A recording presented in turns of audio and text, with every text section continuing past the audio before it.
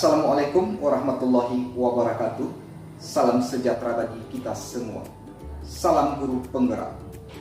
Bapak Ibu guru penggerak hebat di seluruh Indonesia, perkenalkan, saya adalah Gurianto SPDSD, calon guru penggerak angkatan ke-7 dari UPT SD Negeri 07 Sukamaju, Kecamatan Tanjung Tiram, Kabupaten Batubara, Provinsi Sumatera Utara, dengan fasilitator Ibu Sinta Damaria Simanjuntak dan pengajar praktik Ibu Hotmauli Lumban Raja. Pada kesempatan kali ini, saya akan memaparkan aksi nyata penerapan modul 1.4.A.9 tentang budaya positif yang telah saya lakukan di sekolah. Bagaimana rancangan tindakan untuk aksi nyata yang telah saya lakukan di sekolah? Untuk lebih jelasnya, mari kita lihat penjelasannya pada slide berikut ini.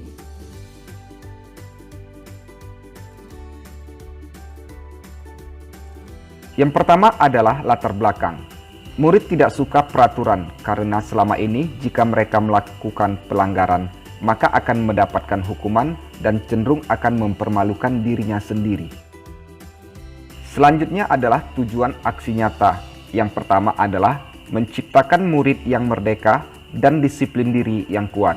Yang kedua adalah menumbuhkan budaya positif di sekolah dengan meyakini nilai-nilai kebajikan universal. Tolak ukur keberhasilan aksi nyata saya adalah yang pertama, terbentuknya keyakinan kelas melalui kegiatan kesepakatan kelas yang dilakukan wali kelas dan siswa. Yang kedua adalah siswa mampu menerapkan dan menjalankan keyakinan kelas yang telah dibuat. Selanjutnya adalah lini masa tindakan atau langkah-langkah tindakan yang akan dilakukan. Yang pertama adalah menghadap kepala sekolah untuk menjelaskan pentingnya penanaman budaya positif dan keyakinan kelas di sekolah, serta meminta izin untuk mendesiminasikan bersama rekan guru. Yang kedua adalah mengumpulkan rekan guru untuk melakukan desiminasi pemahaman materi budaya positif, keyakinan kelas, dan segitiga restitusi. Yang ketiga adalah berkoordinasi dan berkolaborasi dengan wali kelas untuk membuat keyakinan kelas di kelas masing-masing. Dan yang keempat adalah memantau, merefleksi, dan mengevaluasi keyakinan kelas yang telah dibuat. Berikut ini merupakan dukungan yang dibutuhkan.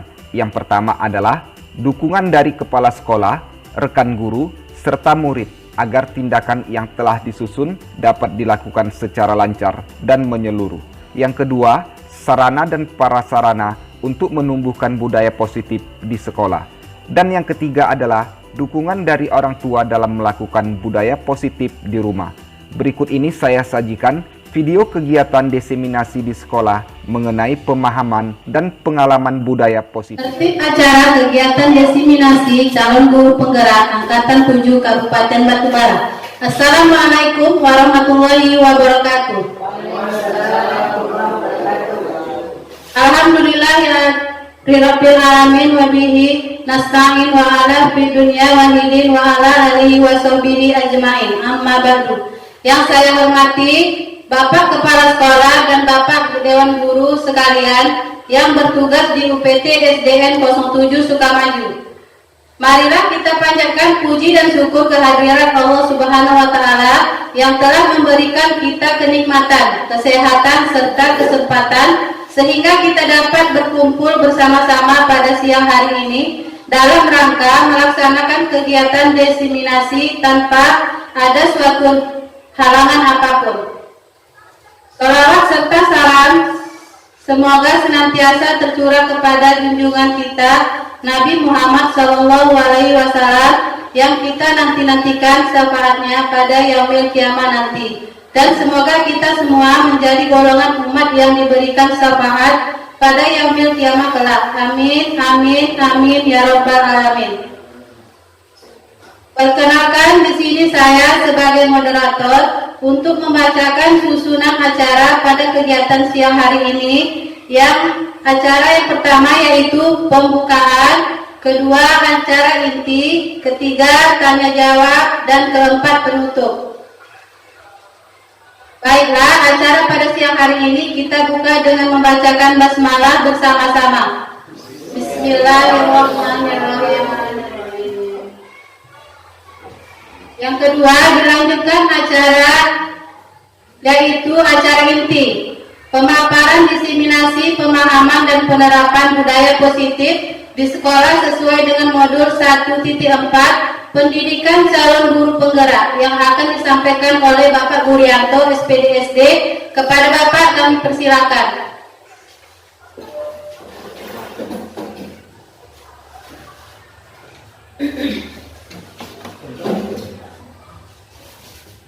Assalamualaikum warahmatullahi taala wabarakatuh.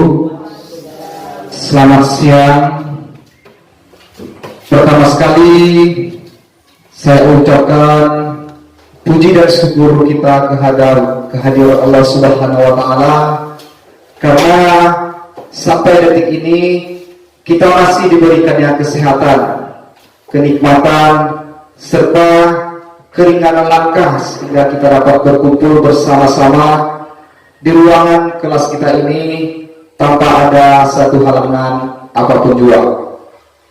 Dan tak lupa pula selawat beriring salam marilah kita berikan kepada Nabi junjungan kita, yaitu Nabi Muhammad SAW. Mudah-mudahan dengan kita memperbanyak salawat atas beliau, kita akan mendapatkan syafaatnya di akhir kelak. Amin, amin ya rabbal alamin. Yang saya hormati Bapak Kepala Sekolah UPT SD Negeri 07 Sukamaju, Kecamatan Tanjung Tiram, Kabupaten Batubara, dan yang saya hormati Bapak, Ibu guru, serta seluruh dewan guru maupun staf yang bertugas di UPT SD Negeri 07 Kecamatan Tanjung Tiram, Kabupaten Batubara yang tercinta ini.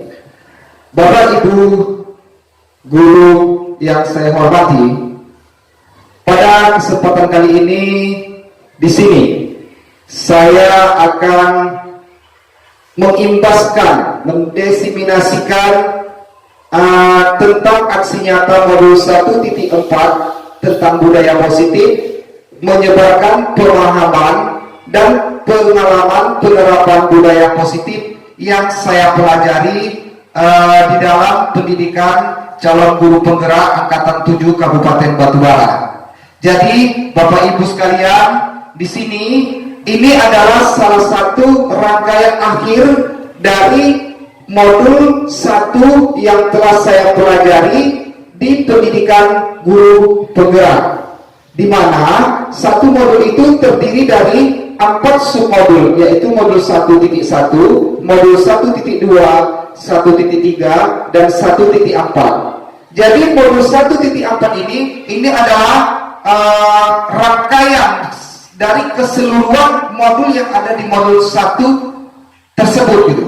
Jadi pada hari ini saya selaku calon guru penggerak diberikan tugas ataupun tanggung jawab untuk mengimbaskan ilmu atau pengetahuan yang telah saya dapat selama mengikuti pendidikan calon guru penggerak ini, yang lebih kurang sudah saya jalani lebih kurang 3 bulan yang lalu. Jadi pada hari ini saya mengumpulkan Bapak Ibu di sini dalam rangka ingin menyebarkan pemahaman dan pengalaman saya tentang penerapan budaya positif. Namun sebelumnya Bapak Ibu sekalian, di sini saya mohon maaf terlebih dahulu karena kehadiran saya di depan ini bukanlah sebagai orang yang pintar atau untuk menggurui, tetapi kehadiran saya di sini hanya ingin berbagi apa yang telah saya dapat di pendidikan calon guru penggerak.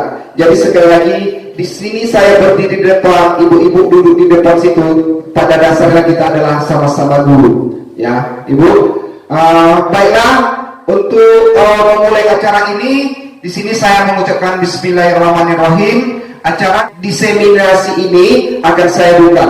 Namun sebelumnya di sini saya mengucapkan selamat datang buat para guru-guru hebat yang ada di UPT SD Negeri 07 Sukamaju ini, yang bertemakan mari belajar bersama, berkolaborasi, saling mendukung demi mewujudkan disiplin positif di sekolah yang kita cintai ini.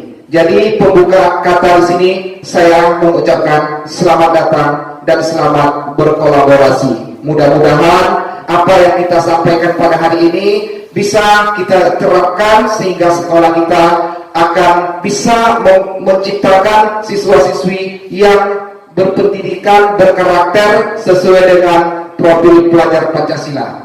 Baiklah Bapak Ibu guru sekalian, di sini sebelum saya menjelaskan terlebih dahulu, di sini saya akan memaparkan konsep utama dari budaya positif. Jadi inti pada hari ini saya akan menjelaskan pemahaman yang saya dapat dari pendidikan calon guru penggerak tentang konsep utama budaya positif. Jadi pada hari ini di sini saya akan memaparkan 7 poin tentang penerapan budaya positif. Yang pertama itu adalah perubahan paradigma baru. Kemudian yang kedua adalah kita akan membahas disiplin positif. Yang ketiga, kebutuhan dasar manusia. Yang keempat, motivasi perilaku manusia. Yang kelima, posisi kontrol restitusi. Yang keenam, keyakinan kelas. Dan yang terakhir nanti adalah tentang segitiga restitusi. Baiklah Bapak Ibu sekalian, kita mulai pada konsep yang pertama, yaitu pembelajaran dengan paradigma baru. Bapak Ibu sekalian, sekarang ini kita sudah mulai mengimplementasikan pembelajaran paradigma baru yang terkemas di dalam sebuah kurikulum yang sudah kita dengar, kurikulum merdeka.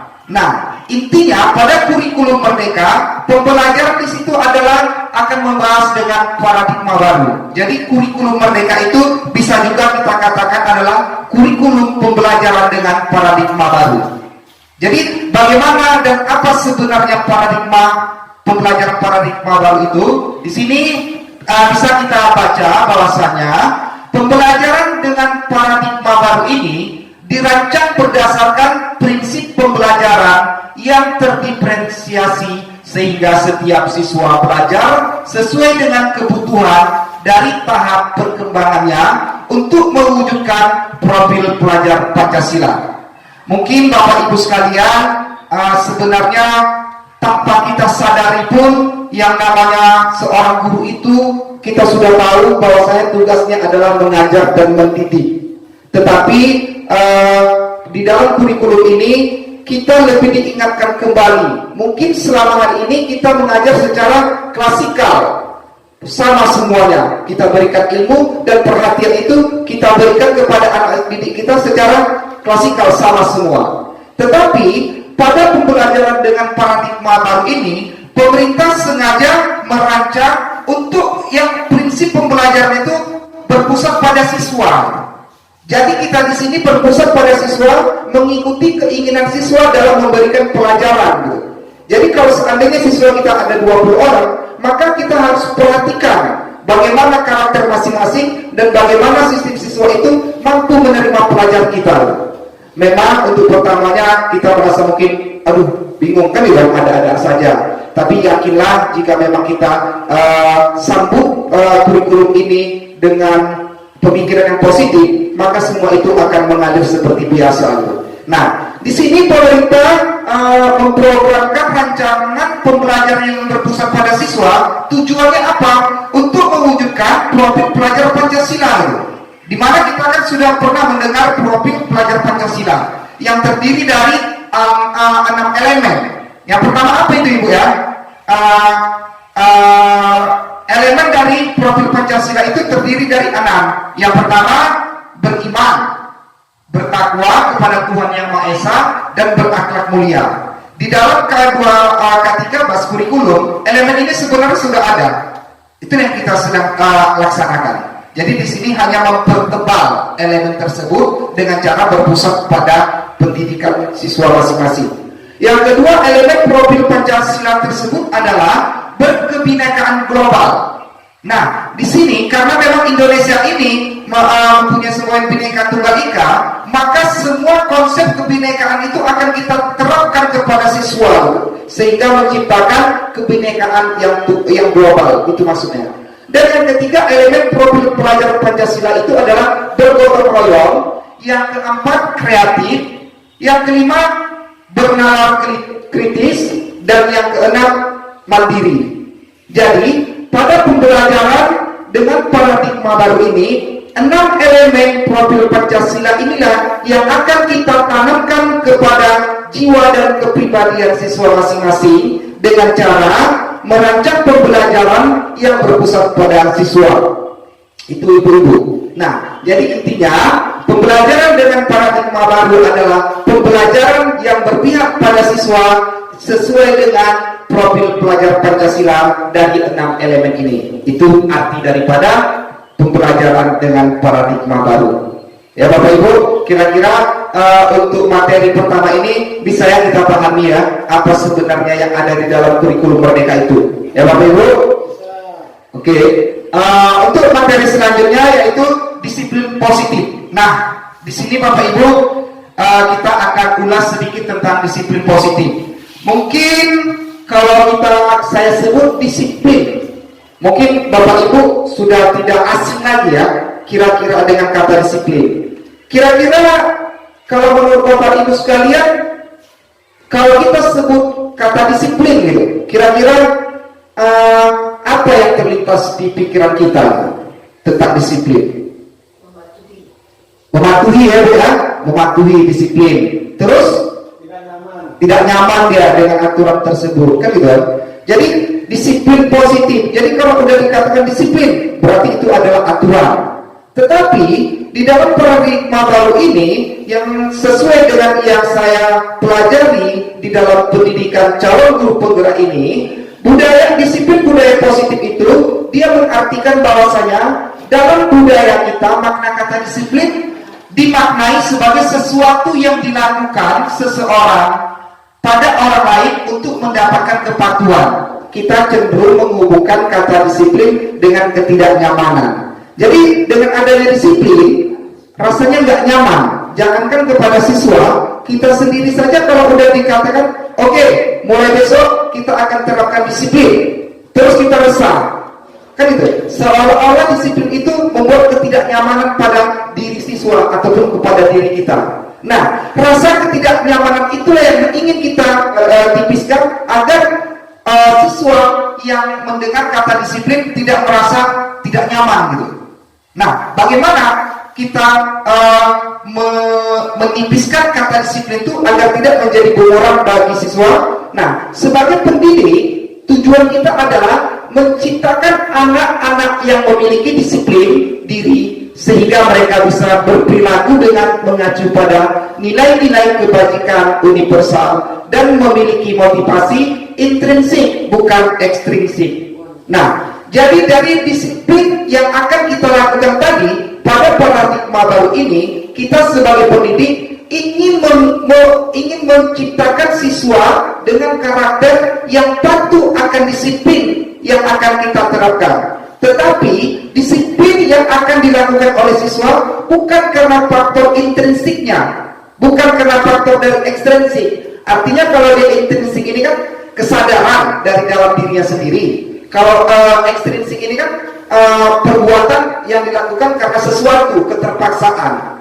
Jadi di sini disiplin positif, makanya dijelaskan di sini adalah perilaku disiplin positif. Artinya disiplin aturan-aturan yang akan kita lakukan itu berdampak positif kepada anak sehingga anak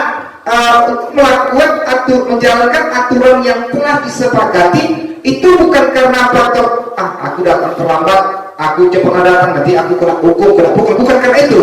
Karena dia memang merasa ini tanggung jawabku seorang siswa hadir 7.30. Jadi dia datang karena memang kesadaran dari dalam diri dia. Jadi kita sebagai seorang pendidik harus bisa menanamkan disiplin positif yang berdasarkan dari motivasi intrinsik bukan motivasi ekstrinsik. Itu yang dimaksud sebagai pendidik. Dan seterusnya apabila kita sudah menanamkan motivasi intrinsik untuk menjalankan sebuah kedisiplinan tersebut, maka disiplin positif merupakan salah satu cara penerapan disiplin yang bertujuan untuk menumbuhkan kesadaran serta memperdayakan anak untuk melakukan suatu tanpa sokongan, ancaman maupun hukuman. Nah, tadi dengan adanya kata disiplin, anak menjadi suatu tidak nyaman, bumerang, takut. Tetapi rasa takut itu suatu kewajiban bagi kita sebagai guru untuk menghilangkan rasa takut itu. Karena disiplin itu bukanlah suatu ancaman. Kita sebagai guru harus bisa menjelaskan itu kepada siswa. Disiplin itu adalah salah satu cara untuk menertibkan siswa tanpa ada hukuman atau ditakut-takutkan, karena memang ada kesadaran. Dan bagaimana cara kita memberikan kesadaran kepada siswa agar siswa-siswa kita taat terhadap disiplin yang akan kita jalankan nanti. Nah, aturan yang seperti itu tadilah menyadarkan siswa tanpa ada sogokan, tanpa ada hukuman, tanpa menakut-nakutkan siswa, tapi siswa mampu melaksanakan disiplin yang telah disepakatinya. Nah, yang seperti itulah yang dikatakan dengan disiplin positif, Bapak Ibu sekalian ya. Mungkin selama hari ini saya yakin semuanya sudah kita lakukan itu. Murid datang kita nggak pernah pukul sampai apa, memang paling tidak dengan kata-kata agak marah, dengan tujuan memberi efek jerah, sebenarnya seperti itu. Tetapi tidaklah seperti yang dibayangkan bahwasanya setiap yang melanggar aturan langsung dihukum berat. Saya yakin guru-guru di sini tidak melakukan hal seperti itu. Tapi di sini saya dengan adanya mengikuti program calon guru penggerak ini mendapat ilmu bahwasanya kita mempunyai trik baru lagi bagaimana cara menipiskan dan menghaluskan cara penanaman disiplin positif terhadap anak tadi. Kemudian Bapak Ibu sekalian, kita masuk kepada materi selanjutnya, kebutuhan dasar manusia. Bapak Ibu sekalian, sebenarnya setiap manusia itu kan memiliki kebutuhan dasar. Pasti yang nama manusia, kebutuhan dasar seperti bertahan hidup, kasih sayang, dan rasa diterima, rasa penguasaan, kebebasan, dan kesenangan. Ini adalah kebutuhan dasar manusia yang dibawa dari lahir dan tidak akan bisa terpisahkan dari manusia itu sendiri. Nah, di sini tadi awalnya inti atau tujuan dari pengimpasan saya ini adalah penanaman disiplin positif. Jadi untuk menanamkan disiplin positif kepada anak tadi, kita tidak bisa secara klasikal, nggak bisa. Kalau kenapa? Misal ada murid yang datang terlambat, kenapa kalau datang terlambat? Kau dipukul atau dimarahin? Duduk. Besok ada juga yang terlambat. Kau nggak bisa Pak dengan kata-kata yang sama terhadap murid yang berbeda. Tidak bisa, karena setiap segala sesuatu yang dilakukan oleh manusia itu pasti memiliki alasan tersendiri. Alasan-alasan itulah yang mendorong mereka untuk melakukan suatu tindakan tadi. Mungkin karena kalau kita bilang kebutuhan dasar manusia bertahan hidup, kan gitu. Ada anak-anak misalnya kalau yang namanya manusia untuk bertahan hidup udah pasti makan dan minum, kan gitu.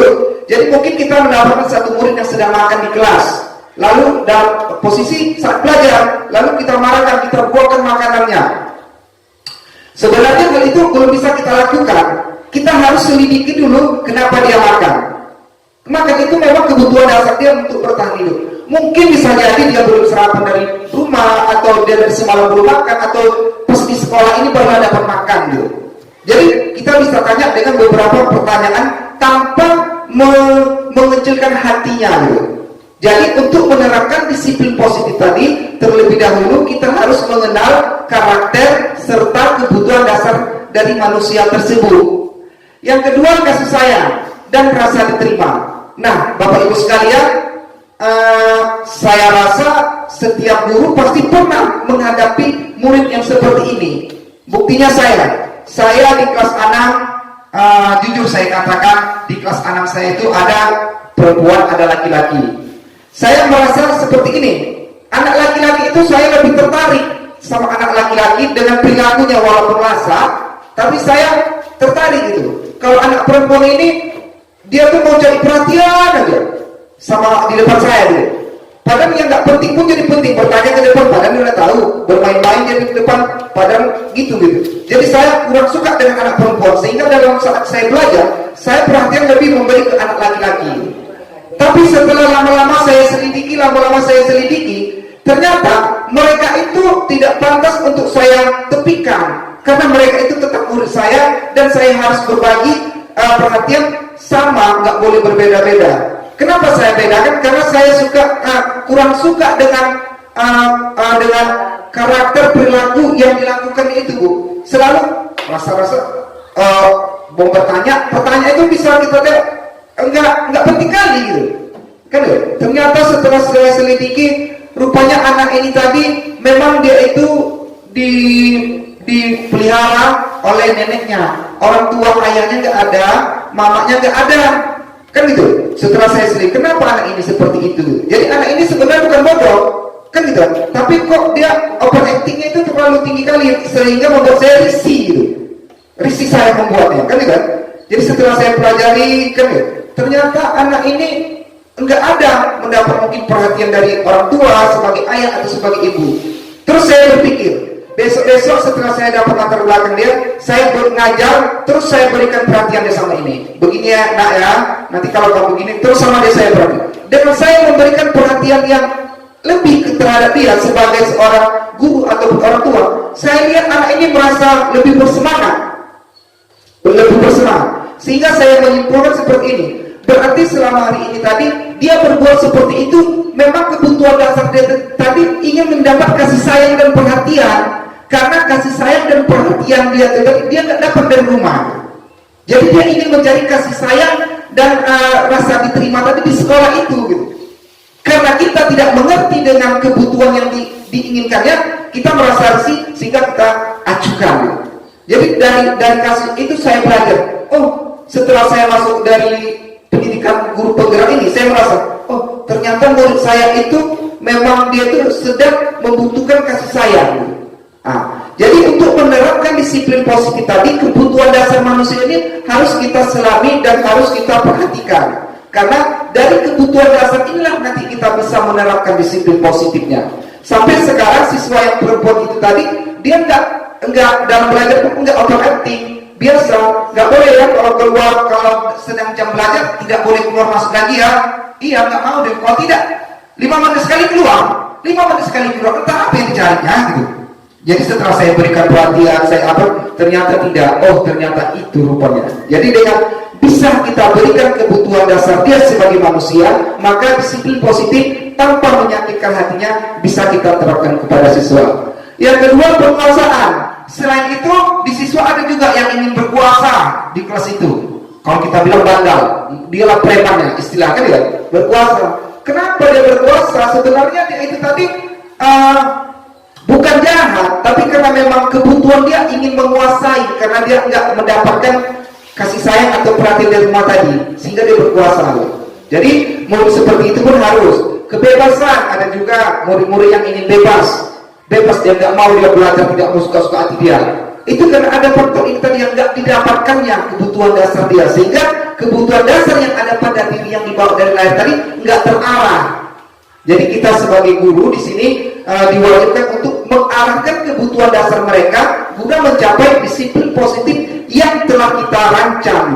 Dan yang terakhir, kebutuhan dasar manusia ini adalah kesenangan. Ada juga siswa tadi gini, dia nggak suka belajar dengan cara teori. Misalnya saya yakin pasti kita punya pengalaman yang sama, kan itu. Saya mengajar gini, memang sewaktu sebelum saya masuk guru penggerak, saya banyak mengajar dengan cara teori. Ini lalu jelaskan, tuliskan, jawabkan. Saya lihat prestasi anak itu kayak biasa-biasa aja gitu. Tapi dengan adanya saya mengikuti program guru penggerak ini, kami di dalam pendidikan guru penggerak itu diajarkan bagaimana belajar berpusat pada siswa dengan cara bermain atau kesenangan. Lalu pelajaran itu saya praktekkan di sekolah. Saya buat pembelajaran dengan cara bermain. Misalnya bentuk kelompoknya kita buat nyanyi-nyanyi dulu, nyanyi-nyanyi lalu cari kelompok. Ternyata hasilnya bagus gitu. Mereka yang tadinya anaknya pendiam, tidak peduli, bisa terbuka sendiri. Ternyata kebanyakan siswa itu siswa SD ya, kalau menurut saya, karena kita di SD, menurut saya kalau siswa SD itu apalagi kelas 1 ya, kelas rendah. Saya saja yang di kelas 6 yang bisa dikategorikan udah mulai remaja lah, kita bilang kelas 6 itu pubertas gitu kan, berarti kan bukan anak-anak lagi. Mereka saja masih mau pembelajaran yang kesenangan itu, bernyanyi, bermain-main, senang mereka, terbuka tanpa dia sadari wawasan dia itu tadi terbuka gitu, sehingga ilmu kita berikan masuk gitu di suratnya. Jadi untuk kebutuhan dasar manusia tentang kesenangan ini tadi, saya sudah alami di kelas saya sendiri. Ternyata apabila kita memberikan pembelajaran yang berfokus pada siswa sesuai dengan kebutuhan dasar yang dia berikan, maka siswa itu akan mudah untuk menjalankan disiplin positif tadi. Jadi intinya pada materi kebutuhan dasar ini adalah sebelum kita menjalankan disiplin positif kepada siswa tadi, terlebih dahulu kita harus mengetahui kebutuhan-kebutuhan dasar apa yang dimiliki oleh siswa dan yang diinginkan oleh siswa. Lalu kita arahkan ke yang lebih positif lagi. Itu maksudnya Bapak Ibu sekalian. Ya Bapak. Selanjutnya, materi selanjutnya itu motivasi perilaku manusia. Ini motivasi. Nah, motivasi ini itu adalah merupakan dorongan yang timbul pada diri seseorang secara sadar atau tidak sadar untuk melakukan suatu tindakan dengan tujuan tertentu. Nah, Bapak Ibu sekalian, motivasi ini itu terdorong atas dasar kebutuhan dasar manusia tadi. Karena tidak terkontrol, dia ingin mendapat kasih sayang. Karena tidak terkontrol oleh dirinya, maka dia melakukan untuk mendapatkan kasih sayang itu tadi, dia melakukan di sekolah. Dia tidak berpikir bahwasanya motivasi yang dilakukannya tadi itu berdampak negatif kepada teman-temannya. Dia tidak berpikir ke situ. Itu tadilah. Jadi motivasi perilaku manusia itu didorong berdasarkan kebutuhan dasar manusia yang tidak terarah atau yang negatif tadi. Nah, jadi di dalam motivasi perilaku manusia ini tadi, dorongan apa yang bisa ditimbulkan oleh seseorang itu? Pertama tadi, menghindari ketidaknyamanan dan hukuman. Misalnya, murid melakukan disiplin diri karena ia takut dihukum. Ini merupakan motivasi intrinsik. Jadi motivasi kalau menurut Bapak Ibu itu kira-kira definisinya apa ya? Motivasi, keinginan, dorongan ya, keinginan, dorongan untuk gitu ya. Iya gitu kan, semangat, motivasi itu. Jadi manusia itu pasti memiliki motivasi, tapi motivasi dia ada yang negatif, ada yang positif gitu kan? Jadi di sini kalau dia tadi pada materi kita tadi adalah yang positifnya yang akan kita terapkan. Jadi dia melakukan motivasi perilaku manusia ini tadi, pertama untuk menghindari ketidaknyamanan dan hukuman. Misalnya murid melakukan disiplin diri karena ia takut dihukum. Ini merupakan motivasi intrinsik. Jadi murid itu melakukan sesuatu karena ada motivasi dorongan dari dalam, hanya karena takut dengan hukuman. Itu yang namanya intrinsik. Dan jadi maka di sini dikatakan motivasi merupakan dorongan yang timbul pada diri seseorang, baik secara sadar atau tidak sadar, untuk melakukan tindakan dengan tujuan tertentu. Jadi setiap manusia itu, setiap peserta didik itu melakukan sesuatu itu pasti ada dasar-dasar dia. Apakah dia ingin menghindari ketidaknyamanan atas hukuman, atau mendapatkan imbalan, atau menghargai nilai kebajikan dia sendiri. Jadi ini harus kita perhatikan. Nah, dari sinilah nanti baru bisa kita bimbing mereka. Misalnya, kalau murid menghindari ketidaknyamanan atas hukuman tadi, dia melakukan, aku nanti nyapu lah kelas ini kan petugas nyapu aku. Kalau nanti aku tidak menyapu, aku nanti disuruh bapak dihukumnya orang bendera. Itu kan dia melakukan aturan itu, tapi bukan karena tanggung jawab kewajiban dorong itu, bukan karena takut. Itulah yang namanya intrinsik. Jadi hal seperti itu nggak boleh. Ekstrinsik tadi itu nggak boleh. Kita mau menciptakan siswa-siswi pelajar profil Pancasila dengan apa yang dilakukan itu berdasarkan keinginan dia sendiri, bukan karena siapa-siapa. Tuh, rasa tanggung jawab yang mau ditimbulkan pada siswa. Sehingga dewasa mereka kelak, kita berharap mereka mampu hidup dengan rasa tanggung jawab tadi itu. Gitu. Terus yang kedua, mendapatkan imbalan atau penghargaan dari orang lain. Ada juga contohnya murid melakukan disiplin diri karena ia ingin mendapatkan imbalan. Ini merupakan motivasi ekstrinsik juga. Kalau aku pulang menyapu, ini bukan aku yang menyapu. Misalkan aku sapu, nanti kan dikasih bapak aku nilai, atau nanti aku dikasih bapak aku duit misalnya, kan ya? Atau biar dipuji-puji, kan ya? Itu pun nggak boleh, itu intrinsik, ekstrinsik unsurnya, nggak boleh. Jadi anak pun nggak boleh tercipta seperti jiwa seperti itu. Benar-benar harus kesadaran. Itulah yang dikatakan paradigma baru berdasarkan kurikulum merdeka itu. Anak itu jangan ada, karena memang pasti ada kan, namanya manusia, kan ya? Rambut yang sama hitamnya nanti kita kan nggak tahu kan bapak ibu kan? Kita nggak tahu kan? Bisa saja mungkin macam saya di sini kan ya, saya melakukan ini sebenarnya bisa dikatakan faktor ekstrinsik atau intrinsik ya. Saya melakukan hal ini, ya, karena apa? Karena ada tuntutan, kan gitu? Karena ini adalah tuntutan pekerjaan saya. Tapi mudah-mudahan setelah ini kita semua di sini setelah diimbaskan ini kita bisa melakukan ini karena bukan ekstrinsiknya, karena memang intrinsik, karena memang jiwa seorang guru itu seperti ini. Jadi untuk awal ini mungkin dari ekstrinsiknya, jadi kita berharap kedepannya itu bisa berubah menjadi intrinsik ya Bapak Ibu. Terus yang ketiga, perilaku manusia itu pun bisa termotivasi untuk menghargai nilai kebajikan dari dirinya.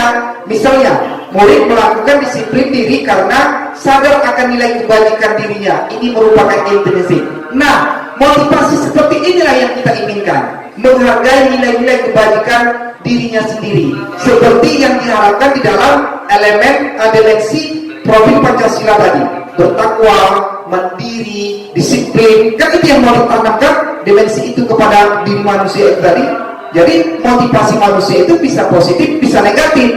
Jadi yang positif negatif seperti ini tadi mengharapkan sesuatu, kalau kita bisa katakan nggak ikhlas, kan ya? Karena mengharapkan. Sementara yang positif itu tadi, dia melakukan itu bukan karena ada hukuman atau bukan ada imbalan, karena dia memang merasa itu adalah tanggung jawab dan sebuah kewajiban harus dijalankan.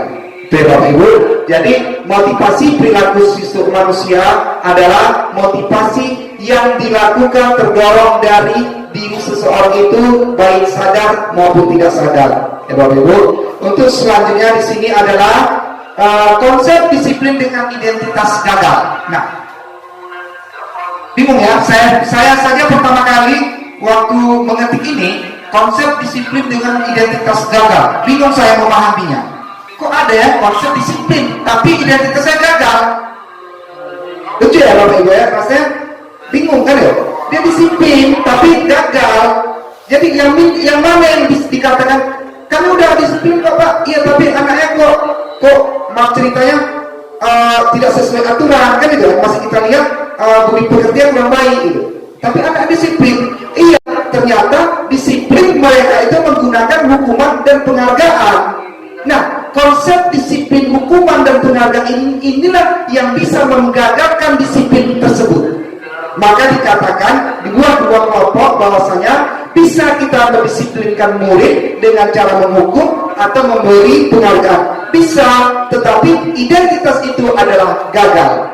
Kenapa gagal? Karena hukuman di situ akan mengakibatkan menyakitkan sehingga berbekas pada siswa.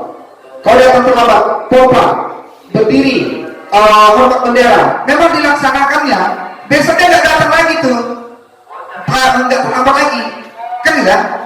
Besoknya datang tepat waktu, disiplin dia kan, wah berhasil aku. Itu biasa pemalas tuh, semenjak ikhlas saya tak berani lagi pemalas itu. Kenapa? Kalau dia malas saya simpulkan. Disiplin, tapi terbekas di hatinya. Kan ya? Anak-anak itu Ibu, berdasarkan pengalaman yang saya pelajari di guru penggerak ini, katanya anak SD itu bekasnya lebih berbekas lagi kalau udah dewasa. Sehingga katanya gini, guru SD dia tuh yang selalu ingat ya, bukan guru SMP SMA katanya. Guru SD, aku suka bapak itu baik deh, gitu. Aku suka bapak itu jahat atau garang gitu. Jadi di sini hukuman ini akan mengakibatkan menyakitkan bagi siswa. Siswa tidak nyaman, murid merasa takut. memaksa, murid menyembunyikan kesalahan, murid menjadi rendah diri. Jadi hal-hal hukuman inilah yang bisa menggores di hatinya, sehingga aturan itu dilakukannya tetapi tidak tertanam kesadaran pada dirinya. Apa yang terjadi? Hanya ada bekas rasa ketidaknyamanan yang diperdalam sampai mungkin akhir hayat dia, sampai seterusnya. Jadi hukuman ini dari sisi luar kita lihat anaknya disiplin, tetapi anak itu gagal dalam menerapkan disiplin yang positif. Nah, selain dari hukuman, penghargaan, apakah bisa juga dikatakan disiplin gagal? Nah, berdasarkan pembelajaran calon guru penggerak ini, konsep disiplin dengan identitas gagal itu termasuk penghargaan. Penghargaan itu kenapa bisa dikatakan gagal dalam mendisiplinkan anak? Karena di dalam penghargaan ini ada yang namanya tidak efektif. Misalnya, anak ini tidak efektif jadi ilmunya. Misalnya, ayo ya besok ini bapak kasih PR. Nanti PR-nya membaca di rumah ya. Besok siapa yang bisa membaca, ibu kasih jajan bobor. Kan ya? Udah besok mereka belajar karena penghargaan bobor tadi kan bisa dia membaca.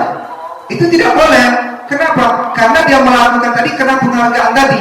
Apabila tidak kita berikan, dia akan down lagi, nggak akan melakukan hal yang itu lagi, karena dia sudah terbiasa dengan penghargaan itu. Memang saya sendiri pun pernah melakukan hal seperti itu. Udah capek kali rasanya kan, segala cara saya buat enggak. Udah ya anak-anak, ini ada PR. Siapa yang tidak siap PR besok, saya beri hukuman. Siapa yang siap PR-nya poten 10, besok bapak akan beri nilainya nanti akan di raport, bapak bilang kan ya, bapak tambah 50%. Sibuk mereka, sibuk belajar satu hari itu setertib, enak nengok, poten 10 semua 100. Udah, saya coba beberapa kali diikutinya. Setelah itu saya anggap mereka itu paham. Ternyata setelah saya buang dengan penghargaan tadi, turun lagi, nol lagi nilainya. Jadi berarti pembelajaran yang mereka dapat tidak efektif penghargaan itu. Terus yang kedua, dapat merusak hubungan antara sesama teman. Penghargaan itu, mungkin dia tadi karena setelah dapat penghargaan, temannya tadi iri. Kalau pulangnya ya, kayak pokoknya dapat, aku tak pernah pulang. Jadi dia bebek istilahnya, berkawan, iri dia. Atau murid itu pun hubungan dia sama kita pun jadi rusak. Gak suka sama bapak itu. Kenapa? Kalau dia jadi kasih apa? Awak tak pernah. Nah, jadi penghargaan ini kenapa dikatakan identitas gagal? Karena dengan pemberian penghargaan bisa membuat pembelajaran tidak efektif, bisa membuat hubungan itu tidak baik atau menimbulkan sifat iri kepada siswa, mematikan kreativitas siswa. Siswa hanya tahu belajar ingin mendapatkan penghargaan, itu aja, dia nggak bisa berkreasi. Dia nggak punya keinginan untuk lebih belajar, lebih gigi lagi belajar gitu. Kalau aku proyek ini, nanti aku pasti kasih bapak itu duit. Bapak tuh baik tuh, kalau benar satu kasih 1000. Kan lihat? Gitu. Jadi itu nggak baik juga. Terus penghargaan ini juga bisa menghubung dengan sistem ranking. Makanya bapak ibu sekalian, saya juga pernah katakan, karena pada tahun 2013 dulu pertama kali buka kurikulum K13, saya ikut implementasi itu. Memang dikatakan di situ di dalam rapor tidak boleh ada ranking. Makanya di dalam rapor itu nggak ada ranking. Sekarang tapi kebanyakan kita bingung lah, masa nggak ada ranking. Ranking itu kan untuk motivasi anak, kan gitu kan ya. Jadi dia biar tahu dia ranking berapa sehingga dia bisa meningkatkan. Sebenarnya itu nggak boleh, karena ranking itu termasuk salah satu penghargaan. Jadi di dalam rapor itu nggak ada penghargaan, karena penghargaan itu adalah disiplin identitas yang gagal. Jadi bagaimana Bu? Sampai saya sendiri pun Bu, awalnya nggak saya buat ranking tuh, mana pernah saya buat ranking. Terakhir 2 tahun ini terikut saya buat ranking dia. Karena saya lihat di rapor dari kelas bawah kan ranking, dia terikut latah jadinya saya. Saya buat ranking juga. Ternyata setelah saya belajar guru penggerak ini, dibilangnya lagi bahwasanya ranking itu nggak boleh gitu. Jadi bapak ibu sekalian, kalau menurut saya, karena ini pun sudah jelas bahwasanya penghargaan adalah konsep disiplin dengan identitas gagal. Salah satunya adalah menghukum dengan sistem ranking. Kalau menurut saya, mulai semester depan nggak usah kita buat ranking lagi dalam rapor, karena kita sudah tahu kan gitu. Di sini dijelaskannya gitu. Walaupun menurut kita itu baik, kan itu kan?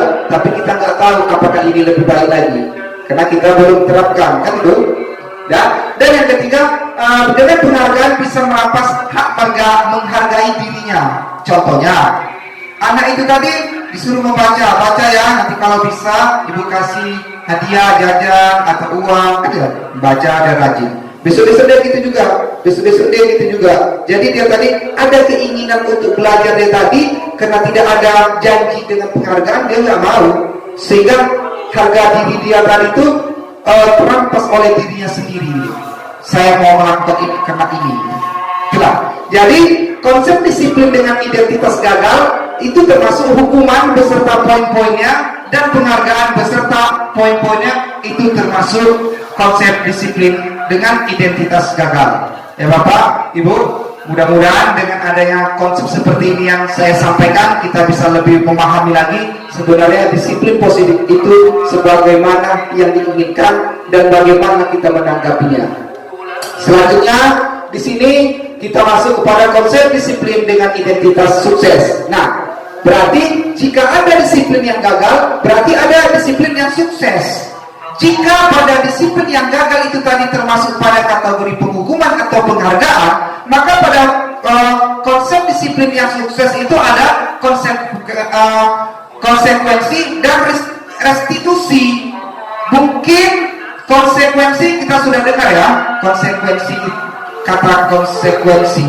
Tapi kalau restitusi, jujur saja, saya mendengar kata restitusi ini setelah saya masuk di guru penggerak, baru saya tahu restitusi ternyata ada lagi.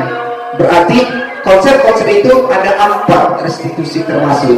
Jadi kita diharapkan harus bisa mencapai konsep disiplin anak itu tadi dengan identitas sukses.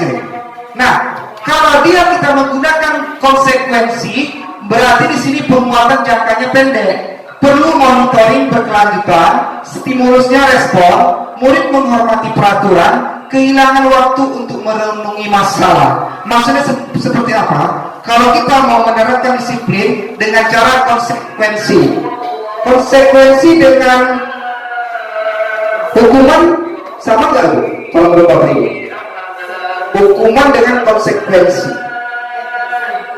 bersampingnya beda ya. Kayaknya kalau kita lihat sepintas agak-agak sama ya. Misalnya gini, akibat ya, misalnya konsekuensi itu akibat ya. Kalau hukuman itu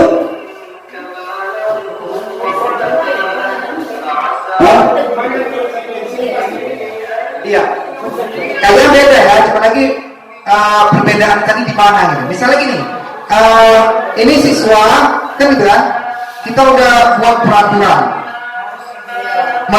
Misalnya makan di ruang kelas saat dia belajar, kan?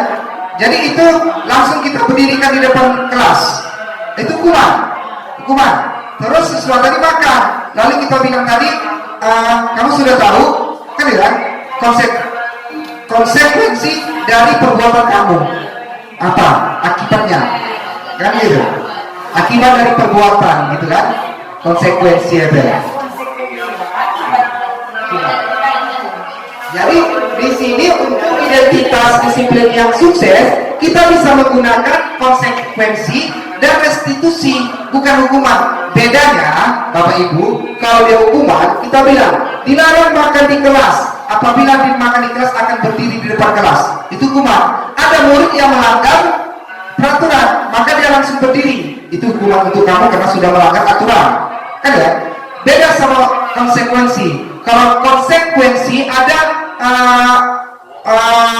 makan di dalam kelas tadi, maka kita tidak langsung memberi hukuman, tetapi memberi sebangsa peringatan, bukan juga ya, kesadaran atau nasihat yang membentuk kesadaran mereka. Kok kamu makan? Saya lapar Pak, misalkan. Kamu kan sudah tahu, kan ya? Konsekuensi kita dalam belajar, kalau dalam belajar nggak boleh makan. Oh iya Pak, nanti saya maaf ya Pak. Kan kadang udah gitu kan, nyadar saya nggak boleh gitu, udah konsekuensinya gitu. Ya, jadi konsekuensi ini termasuk disiplin yang sukses. Selain konsekuensi, restitusi ada namanya. Nah, restitusi itu apa? Restitusi itu nih Bapak, adalah proses menciptakan kondisi bagi murid untuk memperbaiki kesalahan mereka sehingga mereka bisa kembali pada kelompok mereka dengan karakter yang lebih kuat. Ini pernyataan dari Gosen tahun 2004. Jadi intinya restitusi itu adalah salah satu cara kita untuk memproses siswa dari yang tidak baik tadi menjadi lebih baik dengan menggunakan kata-kata yang sopan dan baik itu. Sementara kalau dia tadi konsekuensi tadi, hukuman tadi, itu langsung kita menjatuhkan vonis, memvonis anak terus karena sudah melanggar. Jadi lebih kasar ya.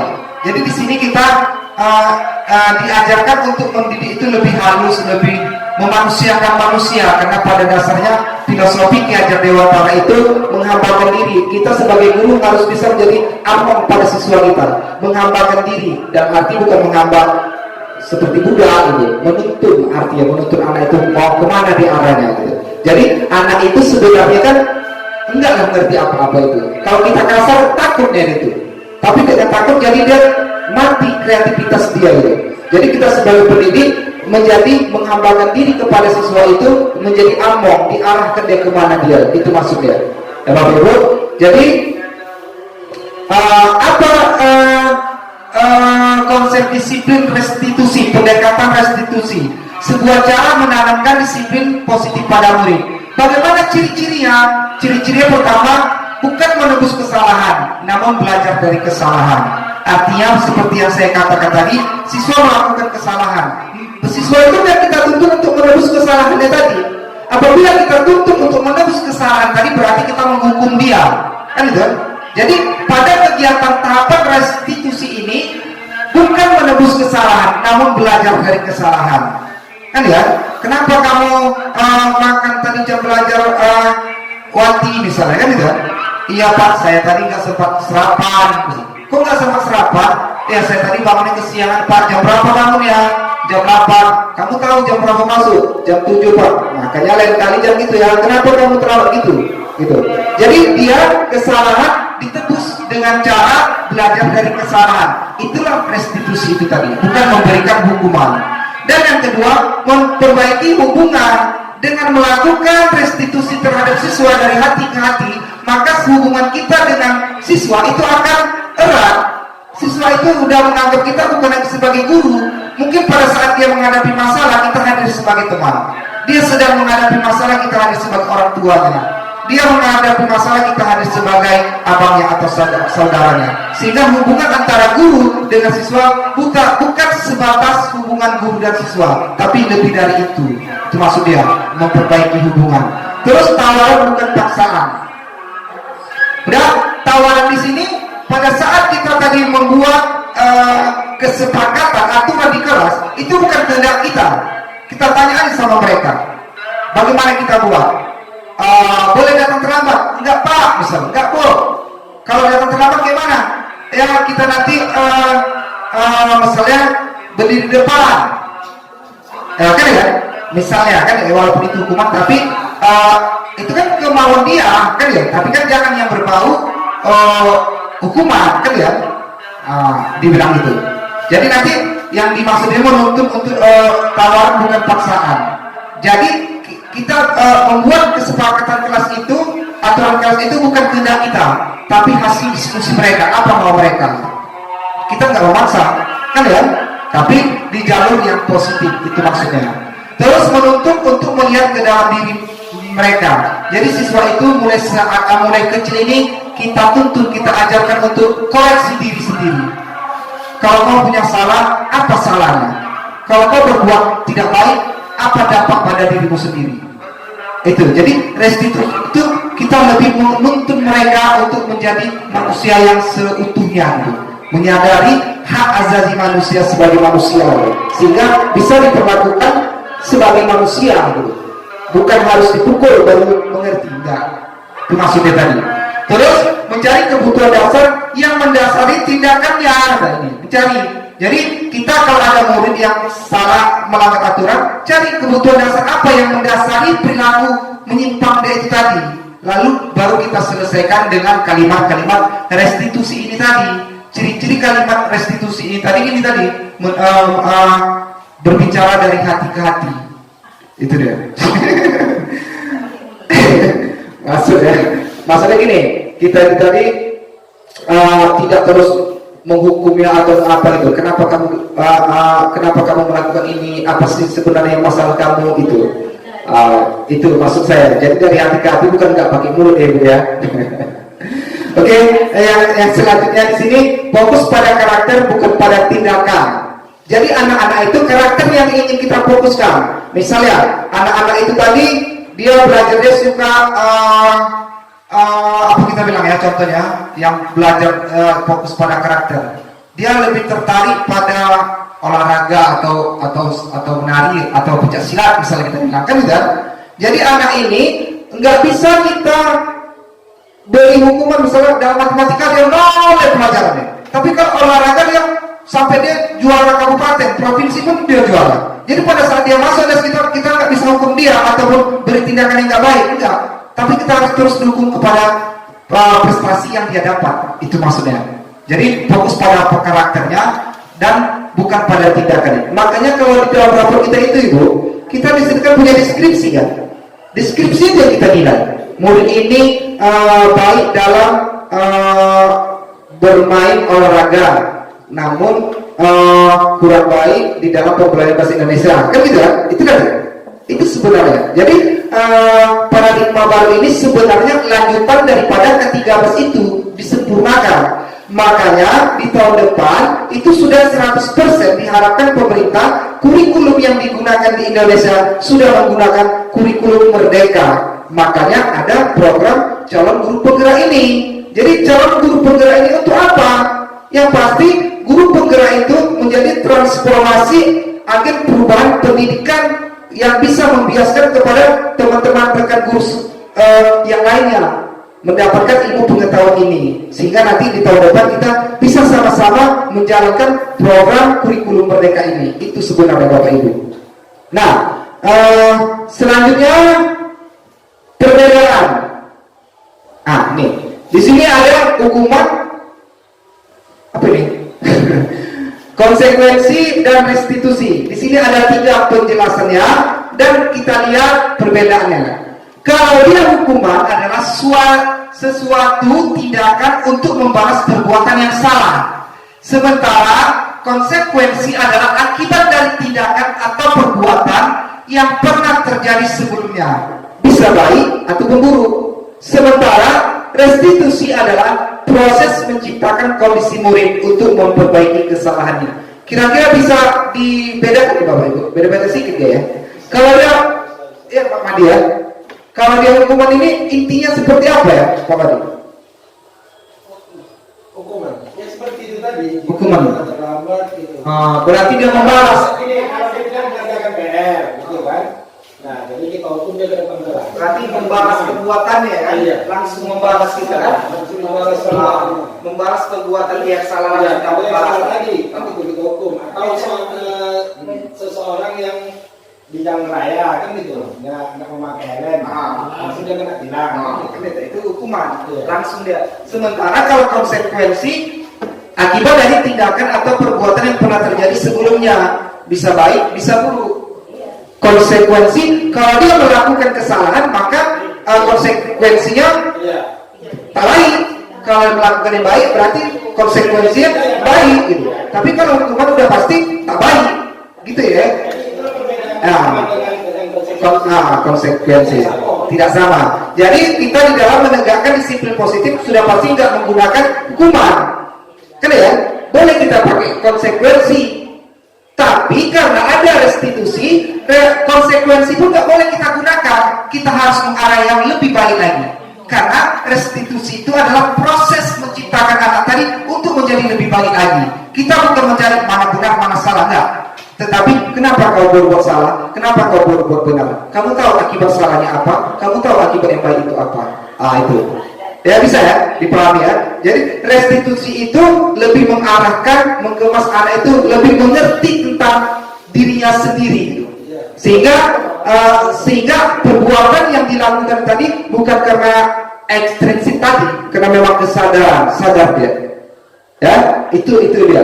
Jadi hukuman itu guru menghukum siswa tersebut dengan, misalnya ini ada contoh, siswa sering tidak mengerjakan PR, contohnya. Jadi kalau kita sebagai penghukum, maka guru menghukum siswa tersebut dengan menghormat bendera 10 menit. Guru marah-marah menjadi takut muridnya. Kenapa kau nggak kerja PR? Tasawuf pernah usah cerita, hormat bendera. Kan ya? Kenapa saya hormat bendera Pak? Misalnya kan ada yang komplain kan? Itu kan ini aturan. Siapa yang tidak buat PR, hukumannya buat bendera. Kita bisa tunjuk bukti. Berarti kita sebagai penghukum, kan ya? Terus kalau kita sebagai konsekuensi, guru memberikan konsekuensi untuk mengerjakan PR-nya saat istirahat atau dikerjakan sebanyak 3 kali lipat. Guru tegas dan siswa menghormati peraturan. Misal gini, kenapa kau nggak buat PR? Kadang terlambat aku ketiduran aku Pak, capek aku Pak, aku di sini. Misalnya kan ya. Udah sekarang ini, apapun alasan kamu, PR harus kamu kerjakan. Ya, sekarang kamu kerjakan PR kamu di sini, duduk kamu sini, kerjakan PR kamu. Kan ya, 2 kali lipat atau 3 kali lipat. Jadi dia dapat hukuman, konsekuensi dia dapat hukuman itu, tapi pekerjaan selesai dikerjakannya. Sementara kalau hukuman, dia hanya mendapat hukuman aja, kan ya? Aturan ataupun konsep yang udah dilakukan nggak dapat dia, ya. Sementara kalau restitusi, guru menanyakan keyakinan keras dirinya untuk memantau siswa menyelesaikan masalahnya. Guru terbuka dan siswa menghormati dia dan orang lain. Misal gini, kasusnya tadi kan contoh ini, tidak mengerjakan PR. Kenapa nggak kerja PR? Saya tertidur Pak. Kenapa kamu tertidur? Ini pertanyaannya tuh bertingkat-tingkat. Kenapa kamu cepat tidur? Kan ya? Saya tadi Pak ketiduran, capek saya tadi baru bantu mama, misalnya kan ya? Oh gitu. Rupanya seharusnya kalau kamu tahu tadi ada kerjaan pulang sekolah tadi kan bisa dikerjakan. Nah, gitu. Jadi dengan alasan-alasan dia kita beri lagi beberapa pertanyaan sehingga dia nggak punya alasan dan menyadari akhirnya. Oh iya ya. Jadi dia bisa mencari inisiatif, kan ya? Inisiatif dia mencari inisiatif. Oh aku nggak bisa kerja malam, nanti malam aku ada acara misalnya kan ya. Oh aku kerja karena pulang sekolah ini gitu. Nah, jadi kita mengajarkan kepada anak untuk lebih menyadari, itu dia tadi restitusi. Jadi pada pembelajaran paradigma baru ini kita diharapkan bisa menjadi seorang guru yang berposisi dalam menggunakan restitusi ini, sehingga tidak ada anak yang tersakiti baik fisik maupun mental anak. Itu yang diharapkan, sehingga hubungan antara siswa dan guru bisa terjalin erat. Ya Bapak Ibu, baiklah. Sekarang kita masuk kepada 5 posisi kontrol restitusi. Nah, pada tahap restitusi ini ada 5 posisi kontrol. Yang pertama, sebagai penghukum, sebagai pembuat merasa bersalah, sebagai teman, sebagai pemantau, dan sebagai manajer. Dari kelima tahapan restitusi ini, posisi kontrol yang baik untuk diterapkan seorang guru itu adalah sebagai manajer, Bapak Ibu. Sebagai manajer ini tadi, kita tidak memberi hukuman, kita tidak memberi sanksi, kita tidak memberi penghargaan, tetapi kita berdiri di hadapan siswa tersebut, memberikan jalan keluar atas kesalahan ataupun permasalahan dia. Kita berikan solusi kepada dia.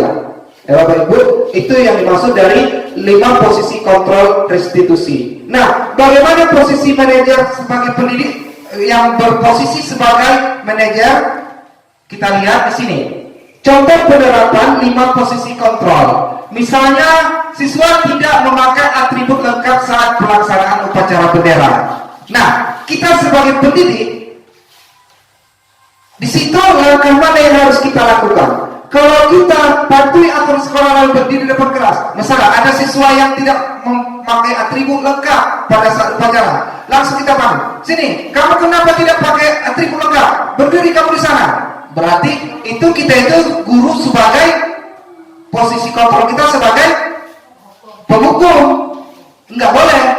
Terus kalau seandainya kita lihat sini, nah berapa kali bapak harus beritahu kamu bapak kecewa kepada kamu, misalnya. bolak-balik dia aja kita panggil.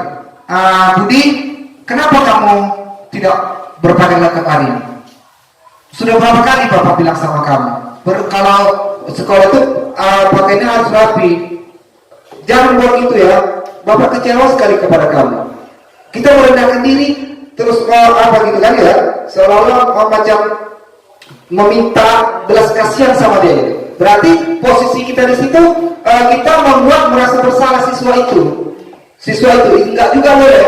Terus kalau kita panggil, Budi, ayo yang tertib buat Bapak bangga. Kali ini tidak apa-apa kamu salah, misalkan ya. Kenapa nggak pakai baju perlengkapan atribut yang lengkap, Budi? Nggak ada Pak, semalam nggak sempat dijahit, misalkan Bapak. Udah, sekarang kamu berdiri. Untuk kali ini Bapak maafkan ya, besok jangan kamu buat lagi.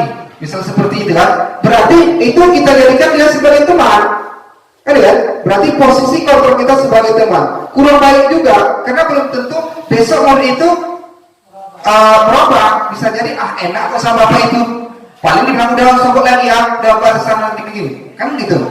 Hanya sekedar ucapan saja kan ya. Terus kalau kita bilang, Budi, hari ini kamu tidak memakai atribut yang lengkap.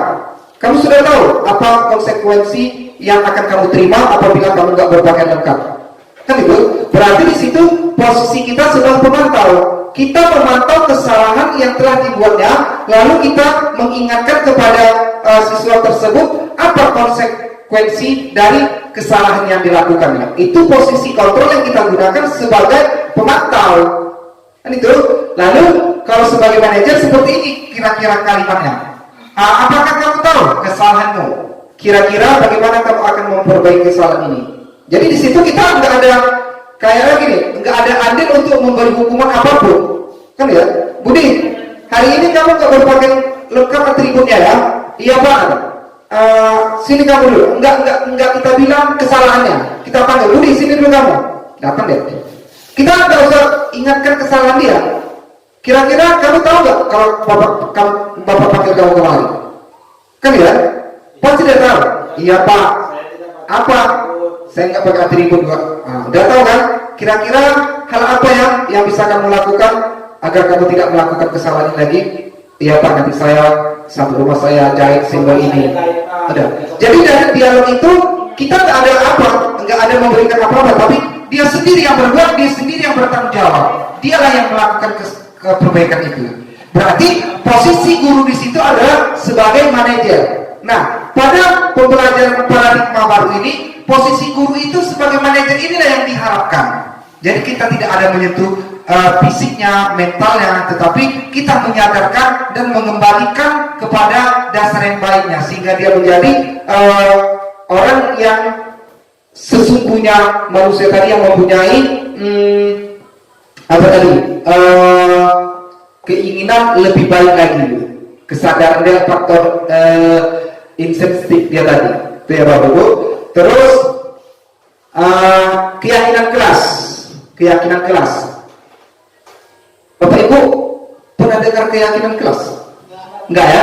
Saya pun baru ini ya dengar. Setelah saya masuk ke guru penggerak, baru saya tahu keyakinan kelas. Kata dia, mengapa keyakinan kelas?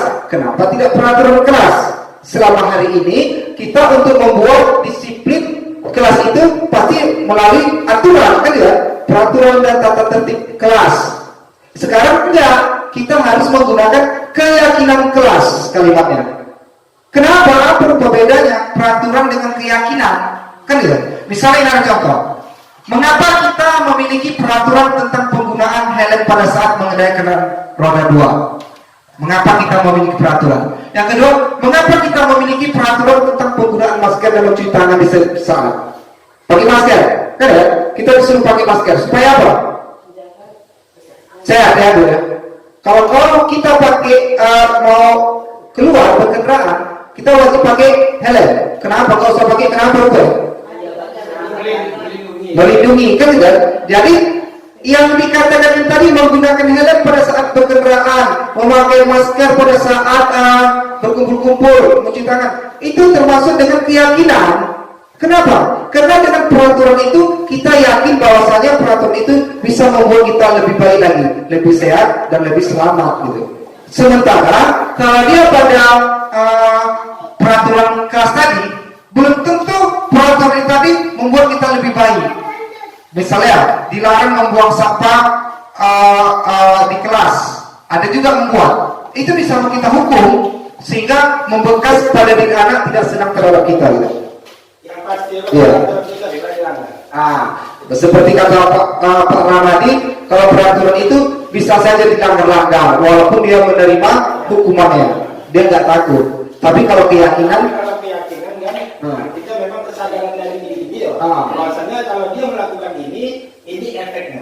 dia yakin dengan, Iya. dia yakin dengan Misalnya perbuatannya. itu tadi, kalau dia menggunakan masker dan mencuci tangan setiap saat, yakin dia bahwasanya dengan menggunakan masker itu dia terhindar dari yang namanya penyakit, Virus, ya.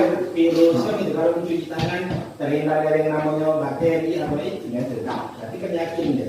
Sekarang Bapak Ibu, untuk membuat disiplin itu kita tidak lagi menggunakan peraturan tata tertib kelas, tetapi kita membuat keyakinan kelas. Kan ya, keyakinan kelas. Nah, keyakinan kelas itu awalnya kita buat sama seperti membuat peraturan kelas. Seperti saya setelah menjalani program guru penggerak ini, sudah saya ganti tata tertib kelas saya itu, bukan lagi tata tertib, tetapi sudah keyakinan kelas. Bukan keyakinan kelas itu tadi saya copy dari peraturan tata tertib tadi, enggak. Tata tertib kelas itu tadi tidak juga bisa kita gunakan menjadi keyakinan kelas, karena aturan dalam membuat keyakinan kelas tadi ada aturannya. Membuat aturan kelas itu ini kita kalimatnya harus lebih abstrak, sedikit saja agar mudah diingat, berupaya pernyataannya universal sesuai dengan kondisi kelas agar mudah diterapkan, dibuat dalam bentuk positif, semua warga dilibatkan. Jadi cara pembentukan keyakinan kelas itu kita pun tidak bisa membuat yang berbentuk pemberian hukuman, tetapi kita buat lebih abstrak, lebih sedikit saja mudah diingat, jangan banyak-banyak. Kenapa Ibu? Misalnya macam di sini tadi, membuat keyakinan kelas itu, proses yang saya lakukan, yang pertama kita diskusi dulu sama siswa kita. Ya, hari ini kita akan membuat keyakinan kelas ya anak-anak. Udah, sekarang keyakinan kelas bukan datang dari bapak, bukan datang dari ibu, tapi dari kita sendiri. Kan ya? Dari 40 siswa atau 30 siswa, kita beri satu orang siswa buat satu keyakinan kalian apa? Kan ya, masing-masing orang mereka. Nanti gini, tidak boleh datang terlambat, kan ya, berpakaian harus rapi, tidak boleh makan. Nanti dari semua itu nanti baru kita rumuskan peraturan yang kita buat tadi menjadi suatu keyakinan. Tidak boleh makan di kelas, misalnya, kan ya. Kenapa? Karena kalau kita makan di kelas maka pelajaran itu tidak akan nyambung sama kita nanti, konsentrasi belajar kita hilang. Jadi kita yakin itu mau dijadikan rumusan dalam keyakinan kelas, ya kita ambil. Terus setelah kita dari yang banyak pendapat masukan, maka kita ambil saja beberapa yang memang bisa kita laksanakan. Udah dapat kita laksanakan, maka hasil dari diskusi tadi, kertas-kertas yang tulisan siswa tadi itu wajib kita umumkan dulu di depan. Tempelkan. Jadi dari 20 pendapat yang membuat keyakinan kelas tadi, kita sepakat untuk menjadikan 8 semacam saya. Baru ini dia kita tempelkan. Ya, jadi proses perbuatan kegiatan keyakinan kelas itu bisa kita lalui melalui 3 tahapan. Yang pertama, berdiskusi dulu tentang peraturan. Yang kedua, rumuskan peraturan tersebut menjadi sebuah keyakinan. Yang ketiga, baru tempelkan keyakinan itu di kelas agar bisa dibaca oleh siswa semuanya. Per kelas, iya. Nah, seperti biasa selama ini kita kan membuat tata tertib kelas. Jadi sekarang tata tertib kita tukarlah menjadi keyakinan kelas. Gitu ya Bapak Ibu, saya sudah buat.